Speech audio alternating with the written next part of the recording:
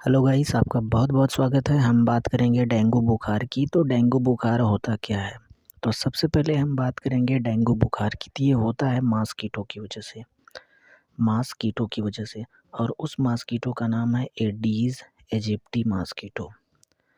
तो जो Aedes aegypti mosquito होता है, इसमें होते हैं वायरस, और इन्हीं वायरस की वजह से होता है डेंगू बुखार या ब्रेक बोन फीवर। तो इन मॉस्किटो की वजह से होता है, और ये आरएनए वायरस होते हैं, आरएनए वायरस हैं, जिसकी वजह से ये होता है। और उस प्रकार के मच्छरों की जो पहचान है, जिसका नाम है एडीज एजिप्टी मॉस्किटो, इसमें धारियाँ होती हैं, ये चितकबरे होती हैं, ब्लैक और वाइट धारियाँ होती हैं, ब्लैक वाइट इसमें लाइन लगी होती है। तो इस तरीके से इस प्रकार के मच्छर की पहचान होती है एडीज एजिप्टी मॉस्किटो की, ये चितकबरे होते हैं। और गाइस, इसमें बुखार दो तरीके का होता है, मतलब होता तो इसके कई टाइप्स हैं, जिसमें जो डेंजरस है वो होता है एक हेमरेजिक, और दूसरा होता है शॉक सिंड्रोम। तो जो हेमरेजिक होता है उसमें एक्टिव और ऑनगोइंग ब्लीडिंग हो सकती है, और जो शॉक सिंड्रोम होता है उसमें शॉक लग सकता है पेशेंट को। और ये डेंजरस स्टेज के बुखार होते हैं इसके, डेंगू फीवर की। तो गाइस इसमें और गाइस इसमें जो इम्यूनो कम्प्रोमाइज़ इंडिविजुअल होते हैं, यानी कि जिसकी इम्यूनिटी बहुत ही ज़्यादा कम होती है, बहुत ही ज़्यादा जो वीक होते हैं, उनको बहुत जल्दी डर होता है डेंगू फीवर होने का, मॉस्किटो के बाइट की वजह से। तो इसमें इसके लक्षण, अनेक प्रकार के लक्षण हैं, जैसा कि आप डेंगू फीवर का देख रहे हैं सिम्टम क्या क्या, इसके अलग अलग फेजेज़ हैं, अलग अलग टाइप्स होते हैं। तो ये फेब्रिल फेज़ है, और ये है क्रिटिकल फेज़। तो फेब्रिल में क्या होता है, सडन ऑनसेट फीवर, बुखार कभी भी उभर सकता है, आ सकता है, चढ़ उतर के आ सकता है। हेडेक होता है इसमें, एक्यूट हेडेक, ऐसा सर में दर्द होता है जैसे लगेगा कि अभी सर ही फट जाएगा। माउथ से और नोज से, नाक मुंह से ब्लीडिंग हो सकती है। मसल में और जॉइंट में दर्द होता है। तो गाइस, इसमें जो मसल में दर्द होता है उसको बोलते हैं माइल्जिया, और जो घुटने में दर्द होता है उसको बोलते हैं आर्थ्राल्जिया। इसको हम बाद में डिस्कस करेंगे। तो और इसमें साथ में मसल में जॉइंट में पेन होता है, वोमिटिंग होता है, और डायरिया होता है, दोनों जीआईटी की प्रॉब्लम है। साथ में जो त्वचा, जो स्किन, इस पे रैश आने लगते हैं, कई तरीके के उसमें रैशेस आते हैं। और जो क्रिटिकल फेज़ है गाइस, इसमें हाइपोटेंशन होता है, यानी कि जो ब्लड प्रेशर है ये बहुत ज़्यादा कम हो जाता है, सिस्टोल डिस्टोल दोनों। और साथ में हार्ट रेट या हार्ट रेट भी इसमें कम हो जाता है गाइस। और गाइस इसमें प्लूरल इफ्यूज़न होता है फेफड़े में, यानी कि रेस्पिरेटरी फेलियर भी होती है। साथ में गैस्ट्रोइंटेस्टाइनल ब्लीडिंग होता है, जीआईटी में ब्लीडिंग कहीं पर भी हो सकता है, लिवर में, स्टमक में, स्मॉल इंटेस्टाइन, लार्ज इंटेस्टाइन, ऐसी किसी भी जगह पे। और जब ये बुखार ठीक होता है रिकवरी फेज़ में, तो उस समय कॉन्शियसनेस, अल्टर्ड कॉन्शियसनेस हो सकता है, मतलब कभी चेतना में रहे, कभी चेतना से बाहर मरीज चला जाए, ये सारी कंडीशन आती हैं।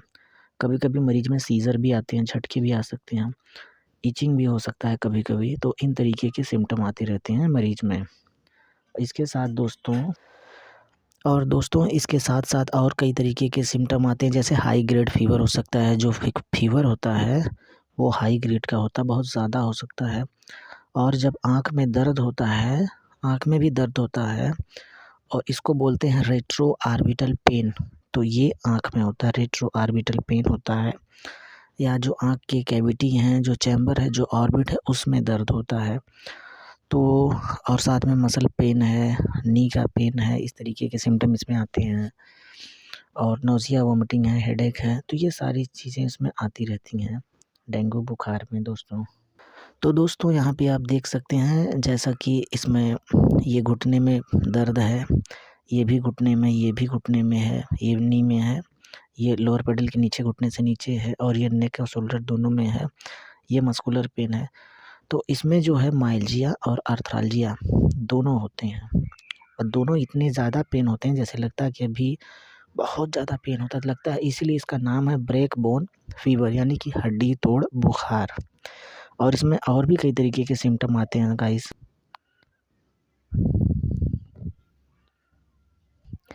तो गाइस इसमें जो लिम्फेडेनोपैथी है, इसमें क्या है कि जो लिम्फ नोड है, वैसे लिम्फ का भी पूरा ब्रांच होता है। तो गाइस जिस तरीके से आर्टरी में पूरा सिस्टम लगा होता है, आर्टेरियल सप्लाई होती है बॉडी में, आर्टेरियल सप्लाई, वीनस सप्लाई होती है, उसी की तरह से लिम्फेटिक सप्लाई होती है। तो इसमें जो लिम्फ नोड है वो, इसमें सूजन आ गई है जो पहचान है, उसमें लिम्फेडेनोपैथी भी होता है डेंगू फीवर में दोस्तों। और दोस्तों इसमें और भी कई तरीके के सिम्टम आते हैं, जैसा कि आप देख सकते हैं हम ब्लेंचिंग होता है, ये हाथ में ब्लेंचिंग है, रेड या रेड कलर का इस तरीके से हुआ है जगह जगह पे, तो ये ब्लेंचिंग है, इसको कहते हैं ब्लेंचिंग। तो ये सारे सिम्टम होते हैं। उसके साथ ही साथ दोस्तों जब ये बीमारी ठीक होता है तो इसके रिकवर फेस में, जब ये बीमारी ठीक हो जाता है तो जब इसकी रिकवरिंग होती है तो भी कुछ सिम्टम आने लगते हैं। सफ़ेद सफ़ेद का इस तरीके से बन जाता है, यहाँ पे आप देख सकते हैं इस तरीके से बना है, ये सब सफ़ेद है, ये नॉर्मल स्किन है, ये नॉर्मल स्किन है, ये वाइट कलर है, ये सब है, जगह जगह चकत्ते हैं। तो इसमें क्या होता है कि वाइट स्पॉट बन जाते हैं दोस्तों, वाइट स्पॉट बनते हैं। तो इस तरीके के सिम्टम इसमें आने लगते हैं। और भी कई तरीके के सिम्टम आते हैं दोस्तों, जैसे कि दोस्तों अगर हम इसकी टेस्ट की बात करें तो कुछ नॉर्मल टेस्ट होते हैं, कुछ नॉर्मल डायग्नोसिस होती हैं जो हम आर्म में, जो हाथ में हम परफॉर्म कर सकते हैं, और नॉन रेडियोलॉजिकल होती हैं और नॉन ब्लड वाली होती हैं। ये वैसे ही फिजियोलॉजिकल टेस्ट होते हैं। तो एक बीपी का मशीन लेते हैं, अब बीपी का मशीन जो होता है एचजी वाला, यानी कि मरकरी वाला लेते हैं, बैटरी वाला नहीं, मरकरी वाला। हाथ में उसके कप को यहाँ से यहाँ तक बांधते हैं, जैसा कि आप चित्र में देख रहे हैं, यहाँ बांधा गया है। और 5 मिनट तक मतलब लगभग जो बैलून होता है जो उसको दबाते हैं, लगभग 100 mmHg या 110 mmHg तक इसको पहुँचाते हैं। जब इतना पहुँचा देंगे 5 मिनट तक, तो गाइस उसके बाद जब कफ को निकालेंगे तो इस तरीके से स्किन हो जाएगी। और इससे साबित होता है कि मतलब इसकी जो कैपिलरी है, कैपिलरी उतने टेम्परेचर को बर्दाश्त नहीं कर पाती है, सर्वाइव नहीं कर पाती है और फट जाती है। और इससे पता चलता है कि इसमें डेंगू के लक्षण हो सकते हैं। या इसमें ये भी पता चलता है कि थ्रोम्बोसाइटोपिनिया है, इसको बोलते हैं थ्रोम्बोसाइटोपिनिया, यानी कि इसमें जो प्लेटलेट काउंट है, प्लेटलेट काउंट इसमें नॉर्मल नहीं है, इसमें प्लेटलेट काउंट गिर गया है या कम हो गया है। और इसके साथ साथ दोस्तों इसमें मतलब इस तरीके के भी सिम्टम होते हैं, जैसे कि तो गाइस इसमें क्या करते हैं हम, जो इसमें मरकरी वाला, बैटरी वाला एक होता है बीपी नापने का यंत्र, और एक होता है मरकरी वाला। बैटरी वाले में क्या करता है, जो प्रेशर होता है वो ऑटोमेटिक गिर जाता है, उसमें ऑटोमेटिक सिस्टोल और डायस्टोल को बताता है। लेकिन मरकरी वाले में क्या होता है कि जब हम गैस को लीक करेंगे तब ऑटोमेटिक प्रेशर गिर जाता है। तो हम मरकरी वाला इस्तेमाल करते हैं। तो 1 इंच लंबाई और 1 इंच चौड़ाई, यानी कि 1 इंच स्क्वायर में अगर हम देखेंगे इस तरीके से, जहाँ पे बीपी का कफ लगाते हैं और लगभग 100 mmHg तक या 80 से 110 mmHg तक जब उसको प्रेशर को पहुँचाते हैं और 5 मिनट तक स्टेबल कर देते हैं, तब हम यहाँ पे कैपिलरी को देखते हैं, यहाँ से थोड़ा थोड़ा से लाल रंग का इस तरीके से हो जाता है। इससे साबित होता है कि कैपिलरी डैमेज हो रही हैं। तो इससे ये पता चलता है कि हो सकता है कि ये थ्रोम्बोसाइटोपिनिया इसमें प्रॉब्लम हो, प्लेटलेट काउंट इसमें कम है, तो ऐसा उसमें हो सकता है। तो ये नॉर्मल टेस्ट है। आप किसी डॉक्टर के पास, मतलब छोटे मोटे भी डॉक्टर के पास आप जाकर के इस तरीके से जो मरकरी वाला बीपी मॉनिटर होता है उसका इस्तेमाल करके इस तरीके से देख सकते हैं। तो इससे एक क्लू मिल जाएगा, एक आपको लिंक मिल जाएगा। हालांकि ये गोल्ड स्टैंडर्ड डायग्नोसिस में नहीं आता है, लेकिन फिर भी एक तरीके से क्लू हम समझ सकते हैं इससे। और साथ ही साथ इसमें और दोस्तों साथ ही साथ इसमें हम ये भी कई तरीके के ऐसे वर्सनिंग साइन आ जाते हैं, जैसे कि इसमें जीआईटी में होता है, वोमिटिंग होता है, उल्टी होती है और डायरिया होने लगता है, यानी कि लूज स्टूल होने लगते हैं, इस तरीके से होने लगता है। तो ये जीआईटी के प्रॉब्लम होते हैं। इसके साथ ही साथ दोस्तों जो होता है हिपैटोमेगेली होता है। तो ये हिपैटिक सिस्टम है, इसको हिपैटो भी बोलते हैं और इसको लीवर भी बोलते हैं। तो ये नॉर्मल है और ये एबनॉर्मल है। एबनॉर्मल का मतलब है इनलार्ज हो गया, इनलार्ज का मतलब होता है मेगेली, मेगेली का मतलब सामान्य आकार से ज़्यादा बड़ा हो गया है। और लीवर का बड़ा हो जाने का मतलब होता है वो कि वो दूसरे ऑर्गन को कंप्रेस करने लगता है, जिसकी वजह से दिक्कत आती है। और गाइस साथ ही साथ इसमें जो ब्लड होते हैं थर्ड स्पेस में लीक होने लगते हैं, यानी कि जो वास्कुलर सिस्टम का जो ब्लड है, जो वास्कुलर सिस्टम का ब्लड है वो थर्ड स्पेस में लीक होता है, जिसकी वजह से कई तरीके की प्रॉब्लम आती हैं, जैसे कि एसाइटिस होता है और साथ में प्लूरल इफ्यूज़न होता है। तो एसाइटिस होता है एब्डोमेन में और प्लूरल इफ्यूज़न होता है लंग में, फेफड़े में होता है। तो आइए हम देखते हैं इसकी स्लाइड को। तो दोस्तों ये है एसाइटिस, आप देख सकते हैं ये पेड़ बहुत ज़्यादा फूल गया है, इसको बोलते हैं एसाइटिस। तो ये एसाइटिस के केस है और ये जीआईटी में आता है, यानी कि गैस्ट्रोइंटेस्टाइनल सिस्टम इस तरीके से हो गया है।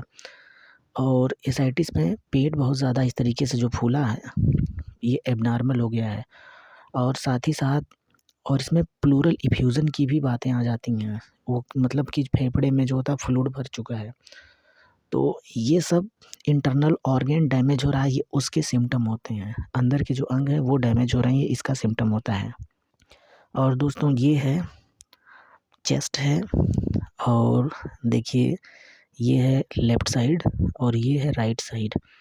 तो इसमें फेफड़ा इतना दिखाई दे रहा है, इसका फेफड़ा यहाँ तक है, और ये जो है कार्डियक है और ये गायब है, वाइट वाइट है। यहाँ पे इफ्यूज़न है, तो यहाँ पे प्लूरल इफ्यूज़न है, यहाँ पे प्लूरल फ्लूइड भर चुका है, तो इसको कहते हैं प्लूरल इफ्यूज़न। तो फेफड़ा भी ख़राब है, यानी कि रेस्पिरेटरी डैमेज हो रही है, यानी कि रेस्पिरेटरी सिस्टम फेलियर है। तो रेस्पिरेटरी फेलियर का भी मामला आने जाता है, मतलब श्वसन तंत्र भी गड़बड़ हो रहे हैं। और साथ ही साथ हीमेटोक्रिट जो है, जिसको हीमेटोक्रिट बोलते हैं, उसका लेवल भी कम हो गया है। तो हीमेटोक्रिट का लेवल इसमें बढ़ जाता है और इस तरीके से इसमें प्रॉब्लम तब आने लगती हैं। और साथ ही साथ गाइस इसमें एक बात और है, जैसे कि इसमें जो हीमेटोक्रिट है उसका लेवल इंक्रीज़ हो रहा है, मतलब कि जो ब्लड वेजल्स हैं, यानी कि आर्टरी हो चाहे वेन हो, उससे जब ब्लड निकल कर के थर्ड स्पेस में जाता है तो प्रॉब्लम होने लगती है, तो जिसकी वजह से तमाम बॉडी में दिक्कत आती है। और इस कंडीशन में ये वर्सनिंग कंडीशन हो जाती है। इसके अलावा भी कुछ सिम्पटम आने लगते हैं, यहाँ पे जैसे देखिए कि मसूड़े में यहाँ पे ब्लीडिंग हो गई है, तो इस तरीके की ब्लीडिंग जिसको कहते हैं जिंजिवल ब्लीडिंग हो रही है। और एपिस्टैक्सिस भी हो जाता है, मतलब नाक से भी खून निकलने लगता है, ऑटोमेटिक ऐसा होता है। तो गाइस ये है एक छोटा बच्चा है, पीडियाट्रिक की केस है, इस पर नाक से ब्लीडिंग निकल रही है, यहाँ पे एपिस्टैक्सिस है। तो एपिस्टैक्सिस वैसे कई बीमारी में होता है, एपिस्टैक्सिस डेंगू में भी होता है, यानी थ्रोम्बोसाइटोपिनिया में, और एपिस्टैक्सिस कंजेनाइटल एपिस्टैक्सिस भी होता है, ये जन्मजात बीमारी भी होता है। और वैसे ये कोई ज़रूरी नहीं है किसी में हो, लेकिन इसमें डेंगू का ये प्रमुख लक्षणों में से एक है कि इंटरनल ऑर्गन से ब्लीडिंग हो सकती है, तो ऐसी दिक्कत इसमें आ सकती है और आती भी है कभी-कभी। तो गाइस जैसा कि आप ये चित्र देख रखते हैं, ये रेडिश हो गया है या जैसे लगता है कि ब्लड निकलने ही वाला है, तो कभी-कभी मतलब ऐसा होता रहता है, ब्लड निकलता भी है और इस तरीके से दिखता भी है, और नाक से भी ब्लीडिंग हो सकती है। और साथ ही साथ इसमें कई और भी सिम्पटम आते हैं, जैसे कि हाइपोथर्मिया में क्या होता है कि जो टेम्परेचर होता है वो कम हो जाता है, यानी शरीर ठंडा होने लगता है।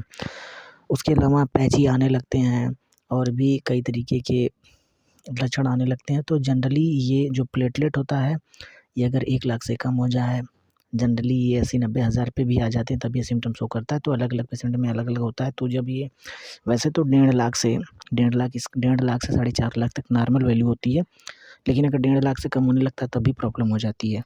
तो इस तरीके से ये समस्याएँ आती रहती हैं। और इसमें प्लाज़्मा लीकेज होने की वजह से इसमें ऑर्गन फेलियर होते हैं।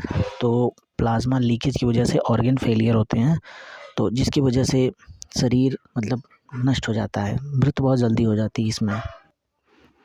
और गाइस जो इसमें टेस्ट किया जाता है वो इसमें कई तरीके के टेस्ट होते हैं, जैसे कि नाट है, और इससे क्या होता है कि जो वायरल के आरएनए होते हैं उसकी स्टडी की जाती है, इससे पता चलता है।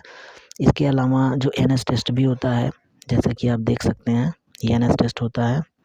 तो एनएस टेस्ट क्या होता है हम यहाँ पे डिस्कस करेंगे उसको भी। तो गाइस यहाँ पे एनएस टेस्ट है, NS1 एंटीजन टेस्ट होता है। तो इस तरीके से बॉडी में मतलब इसको पता चल जाता है, और अगर बीमारी हो गई है तो 1 आध हफ्ता के बाद चेक कराएँगे, तो इस तरीके से तमाम फर्दर इन्वेस्टिगेशन होते रहते हैं, जिससे बीमारी का पता चलता है और इससे पता चलता है कि प्रॉब्लम एक्चुअली में है क्या, या सीवियर है, मॉडरेट है, माइल्ड है, क्या है। तो ये सारी जानकारी इससे प्राप्त होती है। तो गाइस इसमें जो इसका ट्रीटमेंट होता है, वो ट्रीटमेंट काफ़ी सावधानीपूर्वक होता है। जनरली इसमें जो आईवी फ्लूइड्स होते हैं, यानी कि इंट्रावीनस जो फ्लूइड होते हैं वो नहीं दिए जाते हैं, और क्योंकि अगर इंट्रावीनस फ्लूइड दिए जाएँगे तो हो सकता है कि फ्लूइड ओवरलोड हो जाए। तो इसमें इंट्रावीनस देने की वजह से फ्लूइड ओवरलोड हो सकता है, जिसकी वजह से प्रॉब्लम आ जाएगी। तो इसमें देखते हैं, और साथ ही साथ इसमें सिर्फ प्लेटलेट नहीं चढ़ाते हैं, जैसी कंडीशन देखते हैं, क्योंकि अगर एक्टिव और ऑनगोइंग ब्लीडिंग हो रही है, यानी कि हेमरेज चल रहा है, खून बह रहा है, उस कंडीशन में प्लेटलेट को चढ़ाने का कोई मतलब नहीं होता है, क्योंकि वो एक तरफ से चढ़ाए जाएंगे, दूसरी तरफ से इंटरनल ब्लीडिंग हो जाएगी, निकल जाएंगे। इसलिए सबसे पहले ब्लीडिंग को कंट्रोल किया जाता है, और जनरली इसमें होल ब्लड ट्रांसफ्यूज़न किया जाता है। होल्ड ब्लड ट्रांसफ्यूज़न, या कह सकते हैं पैक्ड ब्लड सेल को ट्रांसफ्यूज़ किया जाता है, यानी पूरा का पूरा खून को चढ़ाया जाता है, ना कि सिर्फ प्लेटलेट निकाल के। सिर्फ कुछ विशेष परिस्थिति में प्लेटलेट निकाल के चढ़ाया जाएगा। अगर ब्लीडिंग एक्टिव और ऑनगोइंग है तो उस कंडीशन में ऐसा नहीं होता है दोस्तों। और गाइस इसमें क्या है कि इसमें एल्बुमिन, यानी कि एल्ब्यूमिन का इस्तेमाल ज़्यादा किया जाता है, क्योंकि एल्बुमिन जो होता है वो कैपिलरी से लीक नहीं होता, तो इस तरीके से इसमें एल्ब्यूमिन ज़्यादा चढ़ाया जाता है, मतलब इस तरीके से इसमें सिस्टम होता है। तो गाइस इसमें एल्बुमिन का इस्तेमाल किया जाता है, क्योंकि एल्बुमिन जो होता है वो कैपिलरी से लीक नहीं करता है। और साथ ही साथ गाइस इसमें जो है रिंगर लैक्टेट कुछ स्पेशल कंडीशन में इस्तेमाल किया जाता है, और वो 10 से लेकर के 20 ml पर केजी के हिसाब से इस्तेमाल किया जाता है, इस तरीके से। और दूसरे प्रकार का ट्रांसफ्यूज़न, और साथ ही साथ इसमें पूरा का पूरा यानी कि पैक्ड ब्लड सेल्स भी इस्तेमाल करते हैं, और ये करते हैं, ये इसकी भी कुछ लिमिट होती है, जैसे कि 5 से 10 ml पर केजी के हिसाब से करते हैं, 5 से 10 ml पर केजी के हिसाब से इसका इस्तेमाल करते हैं, और पेशेंट को इस तरीके से बचाया जा सकता है।